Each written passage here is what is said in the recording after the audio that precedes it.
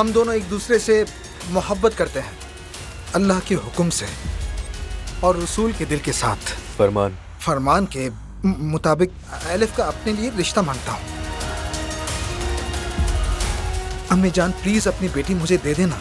बेटी देना मेरे इख्तियार में नहीं, मगर मैं तुम दोनों के लिए खुशी की दुआ करती हूँ। ये रिबन खानदान के बड़े मर्द को नहीं काटना चाहिए। अब्दुल्ला साहब, लगता है कैंची काम नहीं कर रही। कम से कम अब तो कुछ कहे। मरियम, मैं अलिफ से मोहब्बत करता हूँ। क्या? माफ करना मुझे, मैंने तय किया है अब जिंदगी अपने लिए जीऊंगा।